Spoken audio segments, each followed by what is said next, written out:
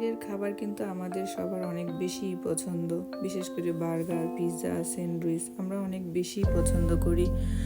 তো আজ এই খাবারগুলো যদি আমরা ঘরে বানিয়ে খেতে পারি তাহলে কিন্তু খাবারগুলো অনেক বেশি হেলদি হয় এবং সাশ্রয় হয়।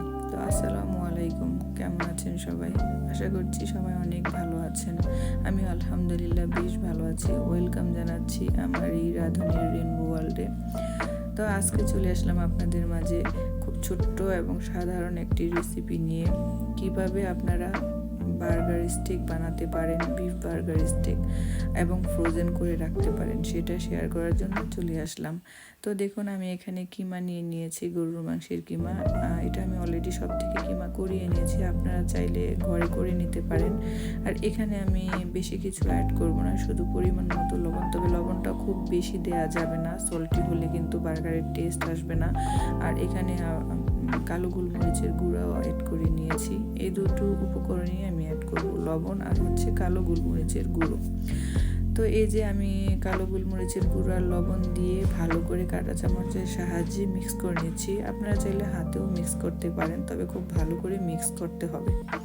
এখানে আমি একটি প্লাস্টিকের ট্রে নিয়ে নিয়েছি। এখানে আমি একটি প্লাস্টিক দিয়ে দিচ্ছি, কারণ হচ্ছে যখন আপনার স্টেকগুলো রাখা হবে, ফ্রোজেন করা হবে, যাতে রিমুভ করতে খুব সহজ হয়। আপনারা চেষ্টা করবেন একটু প্লাস্টিক দিয়ে নেওয়ার জন্য। এই যে এভাবে করে দিয়ে নেবেন।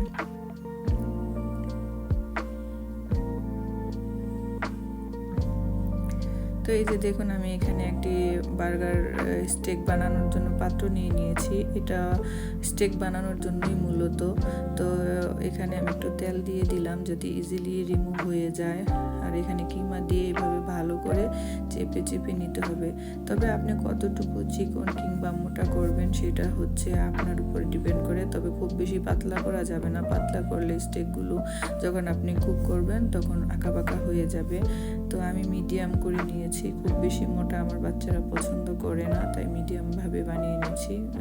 আর আপনাদের যদি এই পাত্রটা না থাকে তাহলে আপনারা একটা স্টিলের বাটি কিংবা প্লাস্টিকের বাটিতে তেল দিয়ে এভাবে চেপে চেপে গোল একটা রাউন্ড শেপ করে নিতে পারেন, কিংবা হাতেও করে নিতে পারেন। তো এই যে আমার অলরেডি বানানো হয়ে গেছে, আমি অলরেডি আগেও একটি বানিয়েছি।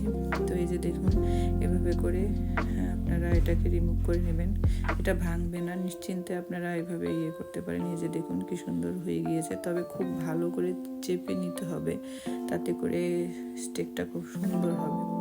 এই যে আমার অলরেডি সবগুলো বানানো হয়ে গিয়েছে। আমি কিন্তু প্রত্যেকটা পরতে পরতে প্লাস্টিক দিয়ে নিয়েছি, যাতে একটার সাথে আরেকটা লেগে না যায়।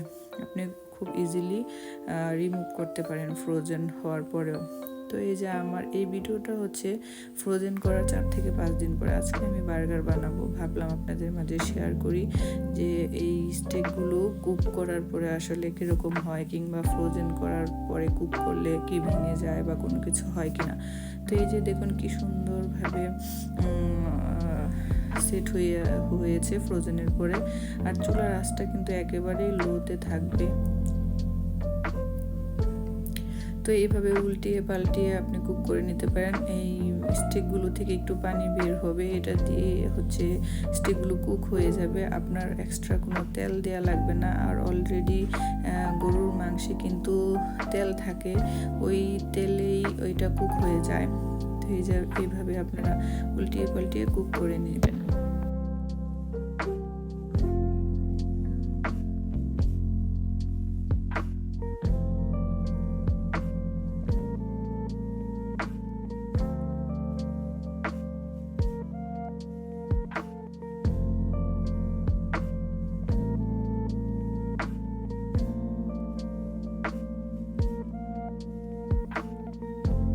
অলরেডি আমার স্টেকগুলো কুক হয়ে গিয়েছে। প্রায় নামানোর শেষের দিকে যখন দেখবেন কুক হয়ে গিয়েছে, তখন আপনারা এইভাবে কালো গোলমরিচের গুঁড়ো দিয়ে দিবেন উপরে, এর সাথে একটু লবণ দিয়ে দিবেন, যাতে করে টেস্টটা ভালো হয়। নর্মালি বড় বড় রেস্টুরেন্টগুলোতে কিন্তু এভাবেই কুক করে, কুক করার শেষে একটু ব্ল্যাক পেপার এবং হচ্ছে লবণ দিয়ে দেয়। তো এই যে আমার এগুলো অলরেডি কুক হয়ে গিয়েছে, আমি এখন নামিয়ে নিব। নামিয়ে বার্গার বানিয়ে নিব। আরেকটা টিপস আপনাদেরকে দিয়ে দিই, সেটা হচ্ছে আপনাদের যখন দেখবেন যে বার্গার স্টেকগুলো কুক হয়ে যাচ্ছে প্রায় শেষের দিকে, তখন আপনারা বার্গার বানগুলো টোস্ট করে নেবেন, তাহলে গরম গরম বানালে এর টেস্ট ভালো আসবে। তো ধন্যবাদ সবাইকে, আজকের জন্য আমি এখানেই বিদায় নিচ্ছি। সবাই অনেক ভালো থাকবেন, সুস্থ থাকবেন। আল্লাহ হাফেজ।